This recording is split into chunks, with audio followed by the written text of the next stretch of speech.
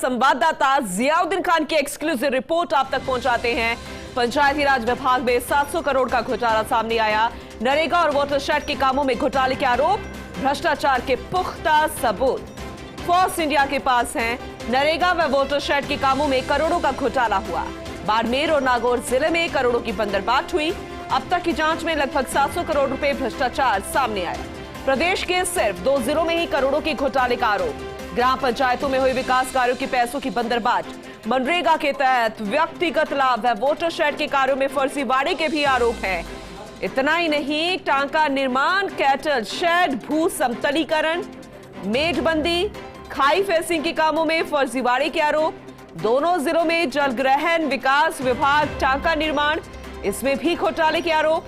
राज्य वित्त आयोग एवं केंद्रीय वित्त आयोग की राशि का भी दुरुपयोग करने का आरोप है।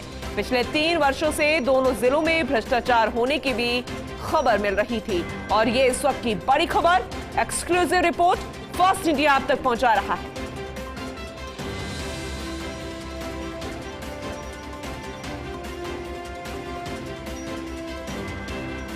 तो नरेगा व वाटरशेड के कामों में करोड़ों का घोटाला हुआ है। बाड़मेर और नागौर जिले में करोड़ों की बंदरबाट हुई है।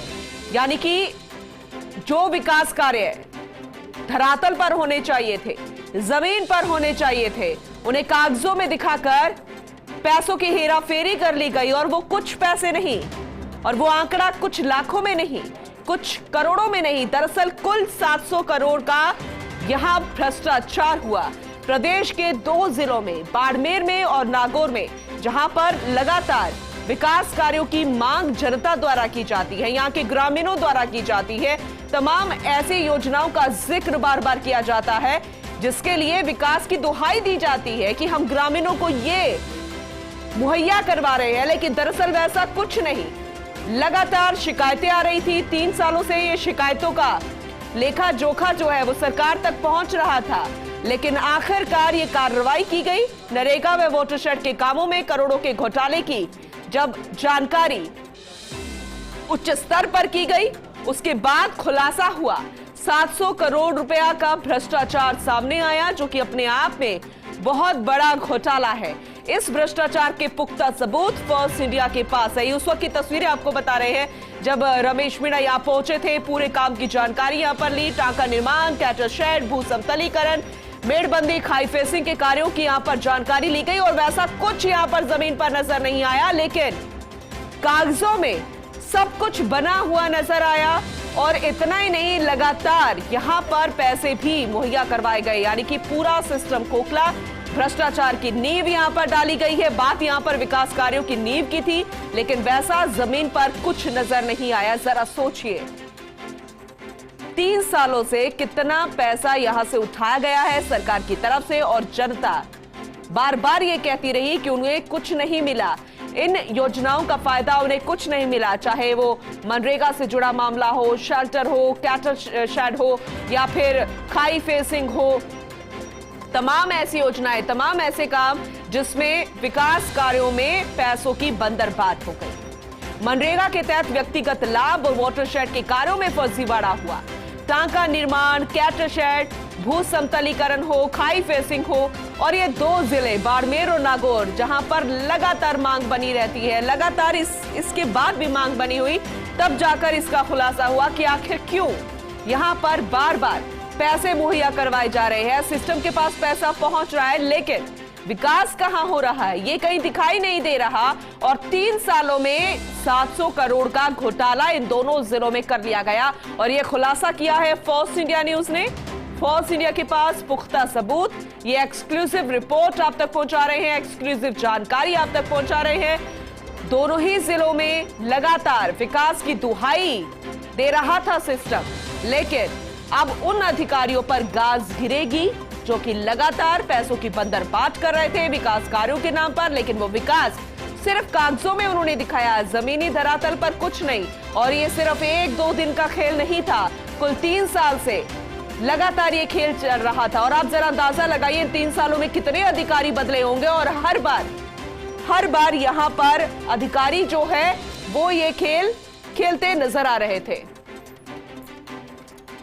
लेकिन इसका खुलासा कैसे हुआ, ये आपको जानकारी देते हैं। दरअसल ये एक्सक्लूसिव रिपोर्ट हमारे संवाददाता जियाउद्दीन ने पहुंचाई है और जियाउद्दीन फिलहाल अभी उस वक्त वहां मौजूद है जिन्होंने इस पूरी जांच पड़ताल करने के बाद इसका खुलासा किया और अब बहुत जल्द एक्शन भी होगा। जियाउद्दीन, जानकारी दीजिए, ओवर टू यू।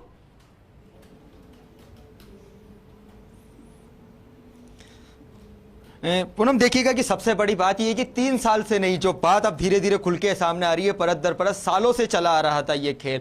अगर वहां पे बात की जाए तो बजट की, जो मैंने पहले जिक्र भी किया था खबर के अंदर कि बाड़मेर की बात करें, अगर नागौर की बात करें, खासतौर से नागौर की बात की जाए तो नागौर के अंदर इतना पैसा दिया गया 3 साल के अंदर या पिछले सालों के अंदर 1500, 2000 करोड़, 3000 करोड़, मतलब अब तक जो पैसा जा चुका है। ऐसे के अंदर तो नागौर को पूरी तरह से ऐसा हो जाना चाहिए था जैसे चांदी की रोट हो जाए। चूंकि पूरे मामले को लेकर रमेश मीणा जी हमारे साथ मौजूद है, क्योंकि डिपार्टमेंट उनका है, उन्होंने ही सीएम अशोक गहलोत की जो जीरो टॉलरेंस की नीति उसको अपनाते हुए जिलों का दौरा शुरू किया और उसके बाद नतीजा ये रहा कि ये जांच, ये घोटाले जो सालों से चले आ रहे थे, भ्रष्टाचार के क्या सामने मंत्री जी एक बहुत बड़ा मामला सामने आया है कि बाड़मेर की बात, नागौर की बात करी जाए तो क्या है मामला, किस तरह से खेल चल रहा था ये?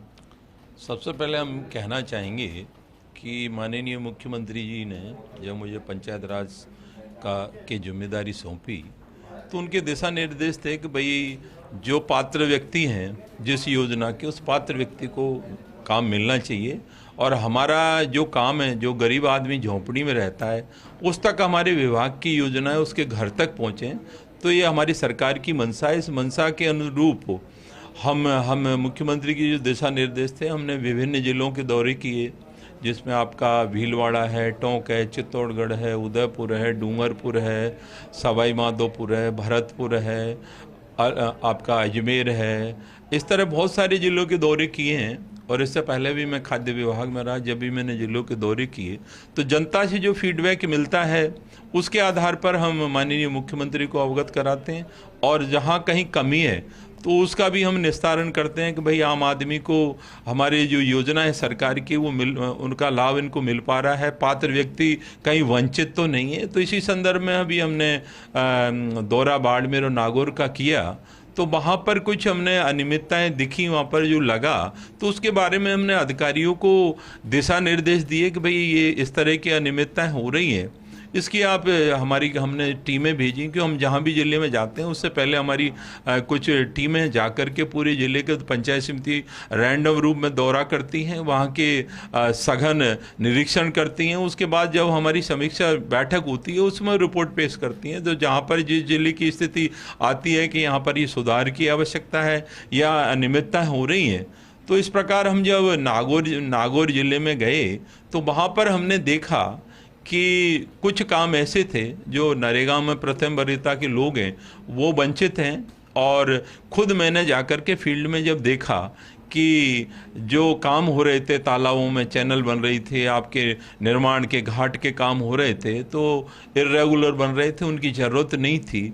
और कुछ हमने टाँके के कार्य देखे तो टाँका बना हुआ था खेत में, लेकिन समतल जो लेवलिंग का काम था, जो वर्क था वो वहाँ पर पहले से ही समतल भूमि है तो वहाँ पर कौन सा लेवलिंग का काम होगा, 1,80,000 वो उठाए गए। इस प्रकार हमने देखा, 2-3 साल का वर्क देखा और ये काम बरसों से इन जिलों में जहाँ चल रहे हैं, जो छोटी मोटी हमारे पास शिकायतें आ रही हैं, लोगों ने शिकायत की, वहाँ की जनता ने कहा कि भाई ये लेवलिंग का काम इन खेतों में नहीं हुआ है और पैसा उठा लिया गया है। तो हमने वहाँ पर जो कमेटियों ने हमारे जांच किया, जांच में वहाँ स्पष्ट आया कि लेवलिंग का काम धरातल पर मौके पर नहीं है। तो हमने अधिकारियों को कहा भाई कौन अधिकारी जिम्मेदार है, उनके खिलाफ कार्रवाई हो। और दूसरा सबसे बड़ा जो इनपुट हमारे पास आया कि इस तरह करीब लगभग 300-350 करोड़ का FTO नागौर में हो रहा है और बरसों से इस प्रकार के काम हो रहे हैं। आज ये 3 साल का काम नहीं है, ये बरसों से चला आ रहा है, चाहे भारतीय जनता पार्टी का राज हो चाहे हमारा राज हो। वहाँ पर किसी ने ढंग से इसको चेक नहीं किया और हमने चेक किया तो उसमें अनियमितताएं पाई गई। देखिए ये तो आपके साफ हुई है, आप ये मान रहे हैं कि सालों से चला रहा है और आपके सरकार में भी, मतलब आज आने के बाद भी। दोषी अधिकारी कौन कौन है, क्या कार्रवाई होगी, क्योंकि लगभग 1 महीना होने को आ गया, अब तक अधिकारी हों या कुछ जनप्रतिनिधि भी हो सकते हैं शामिल। ऐसा खेल छोटा मोटा तो खेल नहीं था, क्योंकि 700 करोड़ का घोटाला, ये तो 2 जिलों की बात की जाए तो उसके अंदर आया है। तो क्या इतना पैसा जाने के बाद मतलब उसका स्वरूप बदल जाता जिले का, लेकिन वो नहीं हो पाया, तो क्या कार्रवाई करेंगे उन दोषियों के खिलाफ? एक्चुअल जो अपन बात करें कि भाई कितने पैसे का हुआ है, तो एक्चुअल तो हम जो रैंडम रूप में हमने जांच कराई और उसमें हमने देखा कि भाई इतने लगभग संख्या में ये टाँके बने हैं, ग्रेवल्स रोड हैं, आपके तालाब हैं, SFC है, FFC है। तो वो तो एक्चुअल तो जब आ पाएगा हमारे पास कि कितने का इसमें अनियमितता है, कितने का गबन हुआ है, कैसे हुआ है और कौन लोग इसमें दोषी हैं, तो वो सारी चीज़ें जो धरातल पर एजेंसी कौन है, हमारे अधिकारी कहाँ किस स्तर पर इन्वॉल्व हैं, कहाँ क्या कमी रही, तो इसकी सघन जांच हो एक बार।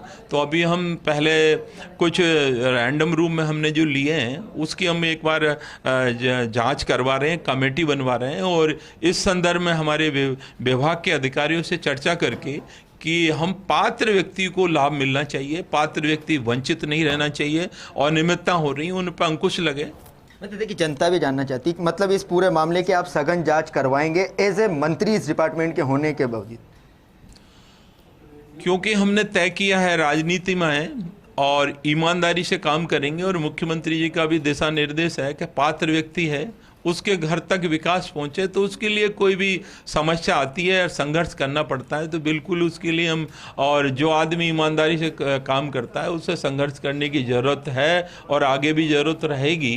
तो इस तरह की जो हम चाहते हैं कि भाई गांवों की सरकार है, हमारे महात्मा गांधी जी का सपना था, स्वराज का सपना, उसको हम साकार करना चाहते हैं कि गांवों की सरकार है, गांवों में विकास हो और वहाँ गुणवत्ता वाले कार्य हों। तो ये हमारा सबसे ज़्यादा फोकस इस बात पर रहेगा कि जो भी काम हो क्वालिटी वाइज हो और धरातल पर नजर आए। ठीक है, आप ये भी कह रहे हैं, लेकिन अब तो सरपंचों ने आपके खिलाफ मोर्चा खोल दिया है, कह रहे हैं कि हटाने की मांग भी कर डाली है आपको। तो मैं तो एक बात कहना चाहता हूं कि पहली बात तो मैं सरपंचों के खिलाफ नहीं हूं और पहले भी नहीं था और अभी भी नहीं हूं, क्योंकि मैं जानता हूं कि जो सरपंच चुन के आता है बड़े संघर्ष से चुन के आता है और वो चुना हुआ व्यक्ति इलेक्टेड है तो उसका मैं सम्मान करता हूं।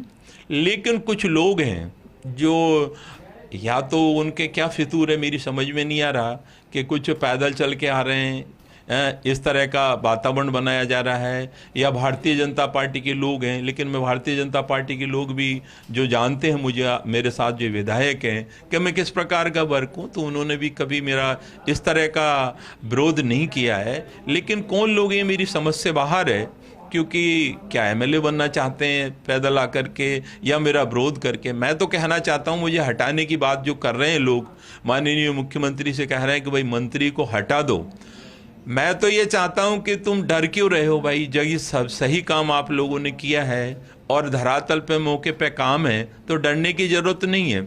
एक बार आप जांच करवा लें, यदि आप कहते हैं कि हम सही हैं, कि भाई सरपंच जो कह रहे हैं सही है, तो मैं मंत्री पद से मैं खुद इस्तीफा दे दूंगा। इस्तीफे की किसी को ज़रूरत नहीं पड़ेगी अगर मेरी बात पे मैं सही नहीं हूं तो, क्योंकि इस राजस्थान प्रदेश की जनता जानती है कि खाद्य विभाग में मैंने जो काम किया है और अभी माननीय मुख्यमंत्री के दिशा निर्देशन में जो काम कर रहा हूं कि गरीब को कैसे फ़ायदा हो सकता है, गरीब तक हमारा विकास कैसे पहुंचे, उसके लिए मैं कटिबद्ध हूं। और ये जो इस तरह के लोग जो कह रहे हैं कि इस्तीफा दे दो, तो रमेश मीणा समझौता कभी नहीं करेगा, ईमानदारी से काम करेगा, भ्रष्ट लोगों के साथ कभी समझौता हमारा नहीं होगा। एक सवाल यह भी है कि क्योंकि कल से वो महापड़ाव करने जा रहे हैं, क्या ये महापड़ाव, ये आंदोलन इन्हीं जांचों के बाद शुरू हुआ? क्योंकि आपके खिलाफ शायद लग भी ऐसा रहा है, जैसा आपकी बातों से जाहिर हो रहा है कि आप गाँव में गए, भ्रष्टाचार पकड़ा, कई करोड़ों लोगों का, कई अधिकारियों पे गाज भी गिरा चुके हैं अब तक आपके निर्देश के बाद। क्या इसी वजह से ये सब कुछ हो रहा है? ये तो दिख रहा है, लोगों को डर लग गया है कुछ सरपंचों को। सरपंच अच्छे भी हैं, ये नहीं है कि सरपंच सारे खराब हैं, सरपंच अच्छे काम किए हैं। मैंने नागौर में भी देखा है कि स्टेडियम का काम अच्छा था, बाड़मेर में भी कुछ अच्छे काम थे और विभिन्न जिलों में जहां हमने अच्छे काम देखे हैं वहां प्रशंसा भी की है और उन लोगों को आगे भी बढ़ाया है। लेकिन जो कुछ लोग हैं, सरपंच भी नहीं है, कोई राष्ट्रीय अध्यक्ष बना हुआ है, कौन से इलेक्शन से बन गया, कैसे बन गया, हमारी समझ से पर है, कोई यहाँ पर पता नहीं कौन कौन से बदली हुए अपने आप घूम रहे हैं, उन लोगों के खिलाफ हमारे पास पहले से ही जांच है और वो कह रहे हैं कि भाई मंत्री को हटाओ। तो ये कहाँ का तुक है? मंत्री तो वैसे ही हट जाएगा जो हम कह रहे हैं कि हमारी बात में सत्यता नहीं है। तो मंत्री पद से हम इस्तीफा देने के लिए तैयार हैं। लेकिन यह रमेश मीणा आज तक किसी से डरा है, न कांग्रेस सरकार डरी है, न कभी भ्रष्टाचारियों के खिलाफ कभी घुटने टेकेगी। हमारी सरकार बिल्कुल कटिबद्ध है और प्रतिबद्ध है कि गरीबों तक हमारा विकास का काम पहुंचना चाहिए। ये जिम्मेदारी मुझे मिली है तो निश्चित रूप से गांवों का विकास होगा।